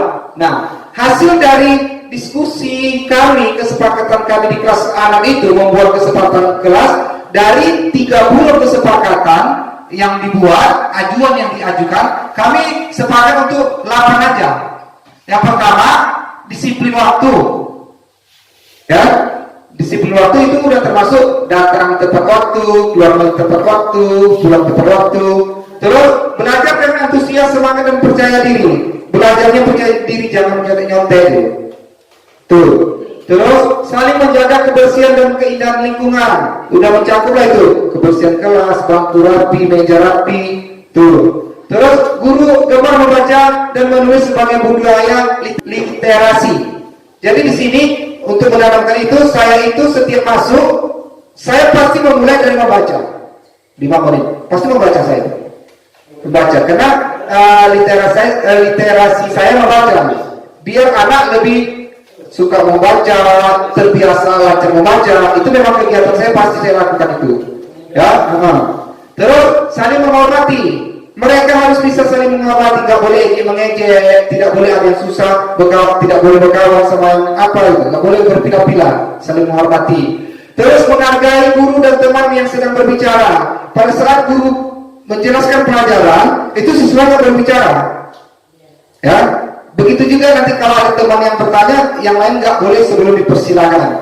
Terus saling membantu, bekerja sama, selalu menerapkan 5S. Nah, 5S ini Bapak Ibu itu yang selalu kita laksanakan tadi. Setiap pagi kita berdiri di depan, salam, semurid, murid salam. Itu budaya positif yang udah dalam 2 bulan kita laksanakan di sini kan gitu. Nah, jadi di kelas 6 sudah buat keyakinan kelas seperti itu Bapak Ibu. Dan ini bagaimana cara pembentukannya, seperti yang saya katakan tadi. Dalam merancang pembuatan keyakinan kelas, yang pertama lebih abstrak, yang kedua sedikit saja agar mudah diingat. Kalau bisa 5 pun nggak apa-apa, kan gitu. Udah gitu yang ketiga berupa pernyataan universal. Ini kira-kira seperti mana ya? Yang universal itu pernyataannya lebih umum ya Pak Madi ya, lebih umum. Jangan misalnya tadi menjaga kebersihan dan lingkungan sekolah, itu kan universal. Bukan yang ini wajib membersihkan kelas, bukan itu. Ya, jadi umumkan aja ya. Jadi secara umum universal. Terus yang keempat, sesuai dengan kondisi kelas dan sekolah agar mudah diterapkan. Ya, diterapkan. Terus misalnya kalau kita di sini nggak punya lapangan, jangan kita bilang wajib upacara bendera atau senam pagi. Di mana mereka mau senang? Karena lapangan nggak ada, kan ya? Jadi itu tadi kata dia, sesuai dengan kondisi kelas dan sekolah agar mudah diterapkan. Terus yang kelima, dibuat dalam bentuk positif. Terus yang keenam, semua warga kelas sekolah dilibatkan dalam membuat. Jadi kalau bisa, seperti saya seorang itu, saya kan ada melibatkan beberapa orang guru dalam pembuatan keyakinan kelas ini. Pada waktu itu memang semua guru, karena kita paralel, jadi saya hanya meminta kepada guru pagi saja untuk mendampingi saya dalam membuat keyakinan kelas. Jadi guru yang masuk siang itu nggak sempat hadir pada waktu itu.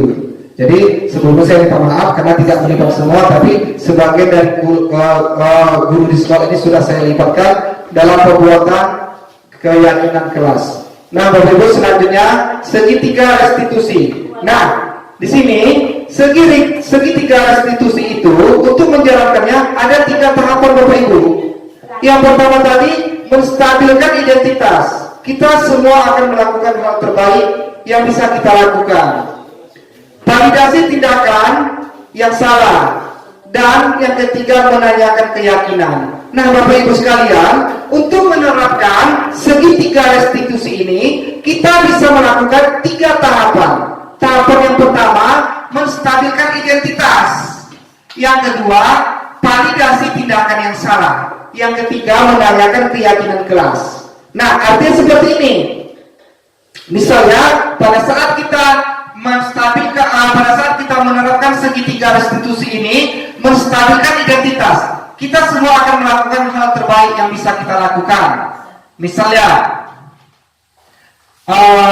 setiap orang melakukan kesalahan, kita nggak terus menghukumnya, tetapi kita mengingatkan kepada murid tersebut bahwasanya memang setiap manusia itu pernah melakukan kesalahan. Tetapi, kan tidak ada tetapinya. Tetapi kita harus bisa menetapkan di mana posisi yang benar. Itu namanya menstabilkan identitas. Terus validasi tindakan yang salah. Ini dibilang, dan setiap manusia itu pun punya alasan untuk melakukan kesalahan itu tadi. Jadi kalau ada murid yang misalnya melakukan kesalahan, kita bisa katakan jangan beri hukuman atau cacian atau makian, tetapi kita bisa minta alasan dia untuk memvalidasi tindakan yang salah tadi. Bahwasanya apa alasan kamu melakukan kesalahan ini tadi? Mungkin saya tadi nggak sempat sarapan, Bu, kan ya? Atau dia tadi tengah belajar makan kan? Itu kan kesalahan. Apa alasan kamu melakukan hal itu? Padahal kamu kan sudah tahu keyakinan keras itu nggak boleh. Karena saya tadi lapar, Pak. Nah, yang benar, semua orang itu kan perlu makan, tapi tidak begini caranya gitu. Jadi kita minta alasan dia melakukan kesalahan tadi, itu yang termasuk dengan validasi tindakan yang salah. Terus menanyakan keyakinan. Kita semua memiliki motivasi internal. Misalnya dia tadi melakukan sebuah kesalahan, kita bisa menanyakan kembali kepada keyakinan. Kenapa kamu lakukan hal ini? Apa kamu masih ingat dengan keyakinan kelas yang pernah kita lakukan? Pernah, Pak? Pernah, Bu? Apa? Tidak boleh membuang sampah sembarangan. Nah, kan gitu. Jadi dia yang berbuat, dia yang menjawab, dia semua, kita hanya menuntun dia aja. Itulah. Jadi dalam penerapan segitiga restitusi ini ada 3 tahapan yang harus kita lakukan untuk mencapai segitiga restitusi ini. Dan selanjutnya, nih, Bapak Ibu, di sini saya ada membuat satu contoh penerapan segitiga restitusi. Coba kita dengar ya Bapak Ibu. Lain kali jangan terlambat lagi ya. Iya, Pak. Ya, silakan masuk. Ali tahu kenapa Ali Bapak panggil kemari? Tidak tahu, Pak. Tadi Ali berangkat ke sekolah jam berapa ya? Ali tahu jam masuk sekolah kita jam berapa? Kira-kira jika Ali datang dari rumah jam 7.30, kemudian jam masuk sekolah kita jam 7.30 juga, kira-kira apakah Ali datang tepat waktu? Ya, setiap orang pasti pernah berbuat salah. Itu manusiawi memangnya. Bapak juga pernah melakukan kesalahan. Bapak pernah datang terlambat ke sekolah untuk mengajar. Tapi di sini Bapak bukan mencari kebenaran atau kesalahan, tapi Bapak hanya ingin mencari solusi agar Ali tidak terlambat lagi datang ke sekolah. Bapak yakin Ali pasti punya alasan kenapa Ali bisa datang terlambat ke sekolah. Saya baru berangkat, Pak. Makanya saya berangkat datang ke sekolah. Kalau Bapak boleh tahu, kenapa ya Ali bisa datang terlambat? Saya tidur di malam, Pak. Saya suka bermain HP, bermain game sampai lupa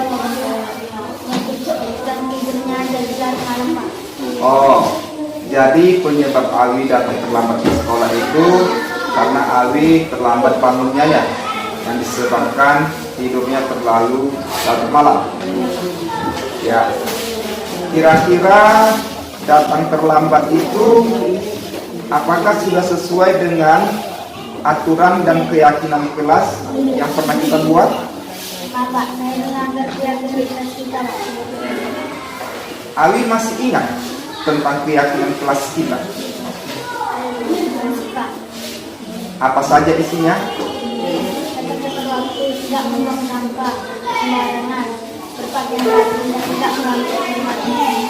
Kira-kira hal apa saja ya yang dapat Ali lakukan untuk mencegah agar Ali tidak terlambat lagi datang ke sekolah? Bangun lebih awal, tidak tidur larut malam, mengurangi bermain HP, memasang alarm. Jika alarmnya tidak kebenaran saya, Pak, maka saya meminta tolong abang untuk membangunkan saya, Pak. Ya, bagus sekali. Tapi kira-kira kapan ya Ali bisa memulai hal-hal yang Ali katakan tadi? Mulai malam ini, Pak, saya akan tidur lebih awal. Ya, bagus Ali. Terima kasih ya, Nak, karena Ali sudah mau melakukan perubahan ke arah yang lebih baik lagi. Bapak berharap selanjutnya di masa depan nanti Ali bisa menjadi anak yang lebih taat pada aturan dan lebih bertanggung jawab lagi. Terima kasih ya. Ya. Silakan kembali ke kelasnya.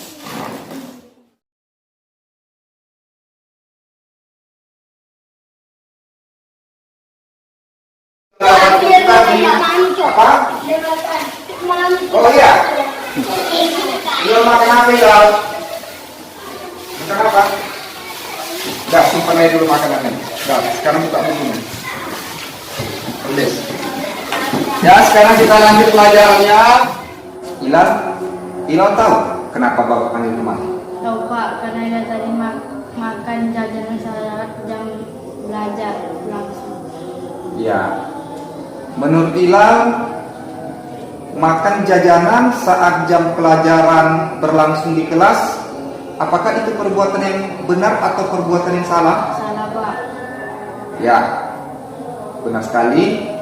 Sebenarnya makan itu memang kebutuhan kita sebagai manusia. Bapak aja kalau lapar pasti makan. Itu sangat manusiawi sekali. Tapi Ilal harus tahu kapan dan di mana waktu yang tepat untuk makan. Ya. Pasti tadi Ilal terlambat sekali ya, sehingga Ilal makan pada saat Bapak mengajar di kelas. Iya Pak, saya sangat lapar. Memangnya sebelum berangkat ke sekolah, Ilal tidak sarapan ya? Tidak Pak, kalau saya sarapan saya terlambat ke sekolah. Sebenarnya Ilal tadi pagi bangunnya jam berapa sih? Jam 6:30. Kok tidak sempat sarapan? Karena setelah saya bangun saya langsung bermain HP lalu mandi. Habis itu jam 7 lewat. Lalu saya buru-buru ke sekolah Pak. Oh, jadi Ilal tidak sempat sarapan ya? Iya Pak. Bapak mau tanya pada Ilal, apakah Ilal masih ingat dengan keyakinan kelas yang telah kita buat bersama? Iya, masih ingat Pak. Kalau begitu, coba Ilal sebutkan beberapa keyakinan kelas yang telah kita sepakati. Tidak boleh terlambat masuk kelas, tidak boleh menurut teman, menjaga kebersihan kelas, dan tidak boleh makan saat jam pelajaran sedang berlangsung. Kira-kira yang Ilal lakukan tadi, makan saat jam pelajaran berlangsung, itu sudah sesuai dengan keyakinan kelas kita atau belum? Tidak Pak, maaf saya sudah melanggar keyakinan kelas kita Pak. Baiklah, Ilal. Di sini Bapak tidak ingin menghakimi kesalahan Ilal, tapi Bapak hanya ingin supaya Ilal menjadi anak yang lebih taat aturan dan menjadi anak yang lebih bertanggung jawab lagi. Ya Pak, saya tidak akan mengulangi salah saya lagi Pak. Kira-kira bagaimana cara Ilal untuk memperbaiki kesalahan yang telah Ilal perbuat tadi?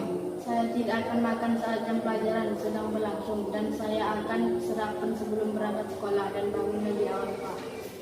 Ya, kemudian kapan kira-kira Ilal bisa memulai hal-hal yang Ilal sebutkan tadi? Mulai besok Pak, insya Allah. Alhamdulillah. Jadi Ilal setelah kesalahan ini, Bapak harap Ilal akan menjadi anak yang lebih taat pada aturan dan lebih bertanggung jawab lagi ya. Ya Pak, Terima kasih Ilal. sama-sama Pak. Sekarang Ilal boleh kembali ke kelas. Nah, Bapak Ibu sekalian, di situ tadi ada dua contoh video penerapan segitiga restitusi dengan posisi manajer yang saya lakukan. Pada kasus pertama tadi, saya melakukan penerapan segitiga restitusi dengan melakukan beberapa tindakan. Yang pertama tadi, tindakan yang saya lakukan pada segitiga restitusi yang pertama tadi, saya telah melakukan menstabilkan identitas dengan menanyakan beberapa alasan. Terus yang kedua, validasi tindakan yang salah dengan cara meminta alasan kepada siswa, menyebutkan alasan siswa untuk melakukan kesalahan tadi. Dan yang ketiga, menanyakan keyakinan kelas seperti tadi saya menanyakan kepada siswa, apakah kamu masih ingat dengan keyakinan kelas yang sudah kita sepakati? Jadi pada contoh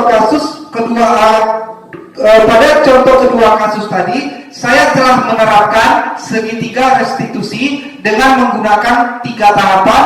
Yang pertama, menstabilkan identitas. Yang kedua, melakukan validasi tindakan yang salah. Dan yang ketiga, menanyakan keyakinan kelas. Jadi Bapak Ibu sekalian, berdasarkan video kasus yang telah saya tampilkan tadi, dengan beberapa penyampaian materi yang saya dapat dari pendidikan guru penggerak ini, di sini saya itu berharap kepada kita semua dalam melakukan penerapan program disiplin positif ini, Hendaknya guru memiliki standar kepribadian, profesional, dan sosial yang baik, di mana guru mampu merefleksi pada posisi kontrolnya saat ini. Bagaimana perjalanan dirinya sebagai seorang among atau posisi manajer yang menuntun murid-murid menjadi insan yang lebih mandiri, merdeka, dan bertanggung jawab. Ini adalah pernyataan standar dari pendidikan nasional.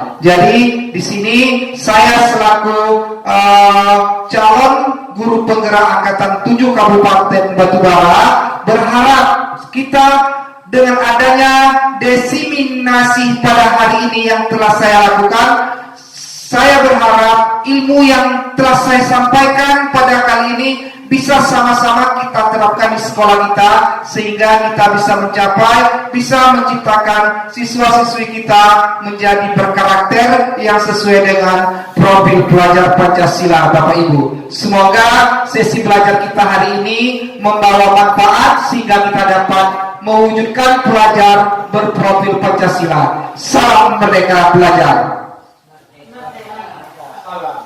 Bapak Ibu sekalian, terima kasih. Hanya ini yang dapat saya sampaikan sebagai pembiasan dari ilmu yang saya dapat di calon guru penggerak. Lebih dan kurang saya mohon maaf jika ada kesalahan saya dalam penyampaian materi ini. Sekali lagi saya mohon maaf. Terima kasih dan saya kembalikan kepada moderator. Terima kasih kepada Bapak Gurianto yang telah memaparkan diseminasi pemahaman dan penerapan budaya positif di sekolah. Semoga apa yang telah disampaikan oleh beliau dapat terimbas kepada kita semua, khususnya di sekolah kita ini. Baiklah, untuk acara selanjutnya yaitu tanya jawab. Kepada Bapak Ibu sekalian, kami berikan kesempatan untuk memberikan beberapa pertanyaan tentang materi yang telah disampaikan tadi. Kepada Bapak Ibu kami persilakan.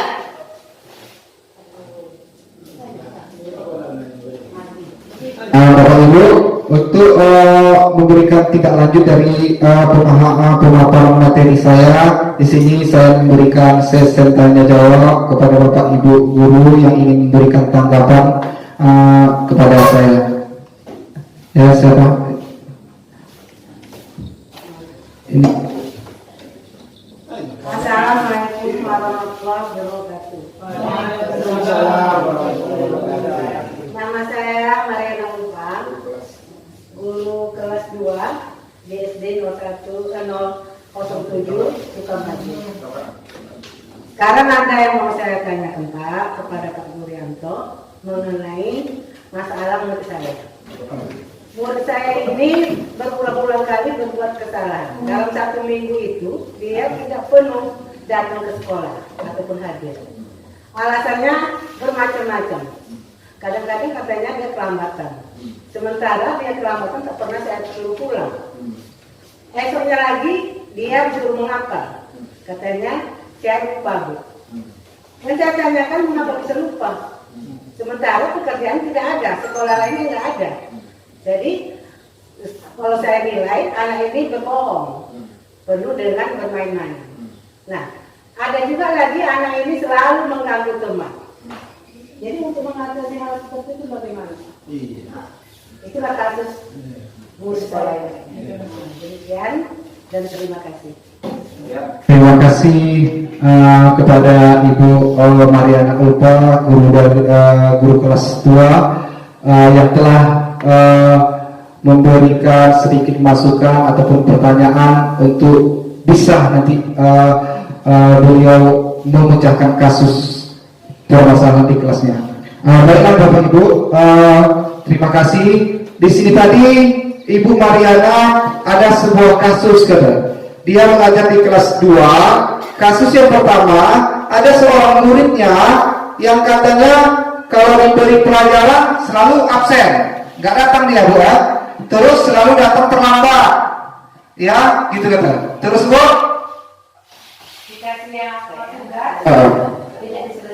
kalaupun diberi tugas di saat jam pelajaran tidak pernah selesai, kan gitu. Sementara Ibu Ulfa sendiri sudah menanyakan alasan-alasan, tetapi siswa tersebut selalu memberikan alasan-alasan terus, yang pada akhirnya sampai saat ini pun siswa itu tetap memberikan alasan, tidak ada perubahan, gitu ya Bu ya. Jadi bagaimana solusinya kita membuat siswa ini biar lebih baik lagi ke depannya dengan menggunakan segitiga restitusi ini, gitu ya. Begini Bu, terima kasih.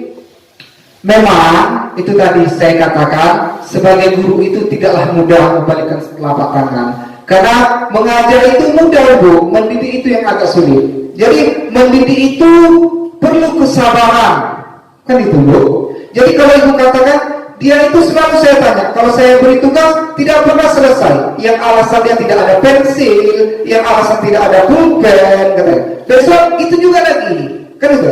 Jadi hanya alasan, bohong sebenarnya dia, karena dia memang malas. Jadi bagaimana? Sebenarnya itu tadi Bu, kita tadi kan sudah saya jelaskan segitiga restitusi. Jadi anak ini tadi harus memiliki kesadaran dari faktor intrinsiknya, karena apabila tidak kita buka intrinsiknya, maka dia tidak akan ada perubahan. Jadi bagaimana kita mengubah atau menggugah faktor intrinsiknya agar dia biar menjadi yang kita harapkan? Ya, dengan pertama dengan kalimat menstabilkan identitas, menanyakan keyakinan kelas. Contohnya kita tanya, kenapa kamu tidak selesai pekerjaan? Siapa nama Ibu? Misalnya kita bilang Tina, tugas yang Ibu berikan sudah selesai. Belum Bu. Kenapa? Teman-teman yang lain kan sudah.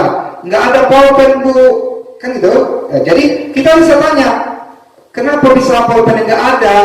Ketinggalan Bu. Memang setiap orang itu kan pasti lupa. Ibu aja pernah lupa Ibu membawa tas Ibu. Seperti itu kan. Tapi biar jangan lupa, lain kali sebelum berangkat sekolah bagaimana ya? Periksa dulu perangkat sekolahnya, kan gitu.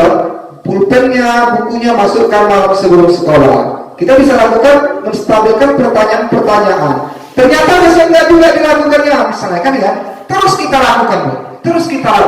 Karena gini, itu kalau parang itu belakangnya tumpul itu ya. Jadi kalau memang kita asah setiap hari, kita beri pengertian setiap hari, yakinlah Ibu, dengan keikhlasan Ibu, maka itu akan tersadar. Karena kenapa? Karena untuk mendidik itu, kita sebenarnya Tuhan itu pun ikut campur itu. Kalau kita memang ikhlas mendidiknya, maka akan dipermudahnya itu. Tapi janganlah dengan karakter anak tadi yang pembohong, malas. Ya kalau memang sekali udah kita stabilkan identitasnya dengan menanyakan keyakinan, tidak juga kalau sekali dua kali, kita cek dulu dengan kebutuhan dasar manusia. Dia tadi kan ada 5. Kenapa anak ini seperti ini? Mungkin dia kurang mendapatkan kasih sayang atau perhatian, tidak ada dari rumah. Jadi kebutuhan dasar dia itu tadi yang kita berikan kepada dia. Jadi dengan mencari kebutuhan dasar yang dimilikinya dan memberikan kebutuhan dasar itu kepada siswa, lalu melakukan tahapan-tahapan restitusi tadi, insya Allah menurut saya lambat laun itu akan berhasil seperti yang Ibu inginkan. Ya Bu ya. Jadi saya berharap jangan menyerah. Ya Bu ya.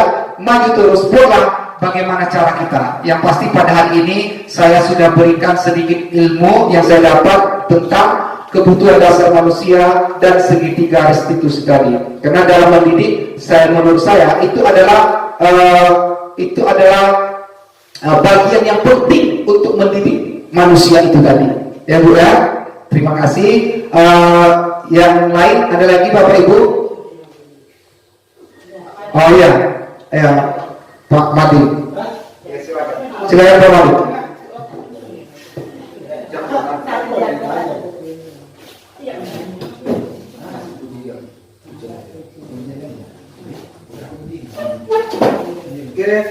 Selanjutnya Pak Ahmadi, kami persilakan untuk memberikan saran, kritik atau masukan kepada kami. Baiklah, Assalamualaikum warahmatullahi wabarakatuh. Nama saya Rahmadi Nur, guru kelas 5. Jadi pada hari ini saya tidak memberikan pertanyaan kepada Pak Budi, karena dia dari tadi saya lihat sudah begitu antusias memaparkan diseminasi pembelajaran yang didapatnya pada guru penggerak. Jadi dari uraian yang telah disampaikan, dari penjelasan yang telah disampaikan oleh Bapak Gurianto tadi, ya saya sendirilah sebagai guru kelas 5 dan mungkin juga teman-teman guru yang lainnya yang berada di sekolah SD 07 Sukamaju merasa sangat berterima kasih atas ilmu yang telah diberikan. Walaupun sedikit, tapi bagi kami ini sangat bermanfaat sekali. Karena kenapa? Berkemungkinan selama ini kami memang kurang memahami apa itu disiplin positif, budaya positif yang ada di sekolah kita ini kan. Ternyata melalui kurikulum baru, kurikulum Merdeka ini kita mendapati ada paradigma baru, yaitu dengan budaya positif di sekolah. Jadi melalui kegiatan seperti ini, ya kami merasa sangat berterima kasih sekali kepada Bapak Gurianto selaku calon guru penggerak angkatan 7, ya, Kecamatan Galintiran, Kabupaten Batubara. Jadi sekali lagi kami ucapkan terima kasih yang sebanyak-banyaknya atas ilmu yang telah diberikan kepada kami. Semoga dengan kegiatan kita hari ini bisa menjadi masukan bagi kami, bagaimana kami nanti bisa menerapkan apa yang telah Bapak berikan, ilmu yang Bapak berikan pada hari ini bisa kami terapkan di kelas kami masing-masing. Demikianlah yang dapat saya sampaikan. Saya sudahi, wabillahi taufiq wal hidayah. Assalamualaikum warahmatullahi wabarakatuh.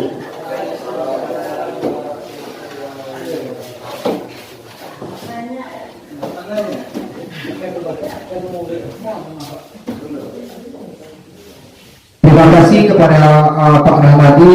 Beliau tidak memberikan komentar apapun, tetapi beliau memberikan satu support kepada saya untuk tetap semangat dan memberikan apresiasi kepada kita semua agar kita bisa melaksanakan apa yang kita dapat pada hari ini. Jadi sekali lagi saya pun terima kasih kepada Pak Rahmadi dan kepada seluruh rekan Dewan Guru yang ikut dalam seminar yang saya lakukan pada hari ini. Sekali lagi saya ucapkan terima kasih. Selanjutnya kita kembali kepada moderator. Terima kasih kepada Bapak Ibu yang telah memberikan pertanyaan atau masukan kepada Bapak Gurianto terhadap pemaparan materinya. Semoga dengan adanya sesi tanya jawab ini kita bisa saling berbagi praktik baik antara satu dengan yang lainnya, sehingga program pendidikan guru penggerak ini, khususnya penerapan budaya positif di sekolah ini, dapat kita laksanakan sehingga siswa-siswa kita bisa menjadi murid yang berkarakter, profil pelajar Pancasila. Terima kasih, lebih dan kurang saya mohon maaf. Kegiatan hari ini kita tutup dengan membacakan Alhamdulillah. Bismillahirrahmanirrahim. Assalamualaikum warahmatullahi wabarakatuh. Perlu saya sampaikan di sini bahwasanya salah seorang daripada guru saya bernama Gurianto SPDSD. Beliau adalah salah seorang guru dari Kecamatan Tanjung Tiram, bertepatan di sekolah saya. Dia melaksanakan diseminasi pembebasan kepada teman-teman sejawatnya sebagai karya nyata beliau dalam program pendidikan calon guru penggerak ini. Saya bernama Arpan SPD. Saya mengucapkan banyak terima kasih kepada Bapak Gurianto ini telah melaksanakan program pendidikan calon guru penggerak ini dengan sangat-sangat baik sekali. Kegiatan yang beliau laksanakan berkaitan dengan diseminasi pemimbasan ini, saya menilai pada Bapak Gurianto sangat baik sekali. Aksi nyata ini merupakan program daripada calon guru penggerak ini. Kiranya teman-teman sejawat beliau, guru-guru khususnya yang berada di sekolah saya ini, mudah-mudahan dapat menerima dengan baik hasil daripada diseminasi yang telah dilaksanakan beliau, sehingga dapat diimplementasikan khususnya di sekolah. kami sekolah beliau bekerja, yaitu sekolah SD 07 ini yang saya pimpin ini. Nah, kita berharap semua kiranya Pak Gurianto terus meningkatkan prestasinya, terus berkarya, sehingga nanti pada akhirnya apa yang kita citakan dunia bidang pendidikan ini dapat maju, khususnya di sekolah kami, kemudian juga Kecamatan Tanjung Tiram, Kabupaten Batubara, sehingga pada akhirnya anak bangsa dapat mendapatkan pendidikan yang lebih baik lagi. Ini saja kiranya yang dapat saya sampaikan. Mudah-mudahan kedepannya lebih baik lagi dan Pak Gurianto tetap semoga sehat selalu. Terima kasih. Billahi taufiq wal hidayah. Assalamualaikum warahmatullahi wabarakatuh. Assalamualaikum warahmatullahi wabarakatuh. Saya Rahmadi Nur, rekan kerja Bapak Gurianto dari UPT SD Negeri 07 Sukamaju. Menurut saya, dari apa yang telah dipaparkan oleh Bapak Gurianto mengenai budaya positif itu sangat bagus untuk diterapkan di sekolah, terutama mengenai disiplin positif untuk siswa. Karena masih banyak siswa di sekolah ini yang disiplinnya berdasarkan faktor ekstrinsik, bukan karena faktor dari dalam dirinya sendiri. Nah, dari sini juga kami sebagai guru sangat mengetahui bagaimana kita bisa memposisikan diri kita sebagai pendidik di hadapan siswa. Apakah kita sebagai pemberi hukuman, sebagai pemantau, atau sebagai manajer. Kemudian, bagaimana cara kita menanamkan perilaku disiplin intrinsik dalam diri siswa dan juga diri kita sendiri. Semoga dari diseminasi ini bisa kita terapkan bersama-sama, khususnya di lingkungan sekolah kita ini, untuk membentuk siswa yang berkarakter sesuai dengan harapan kita. Saya kira hanya itu yang dapat saya sampaikan. Saya sudahi, wabillahi taufiq wal hidayah. Assalamualaikum warahmatullahi wabarakatuh. Terima kasih.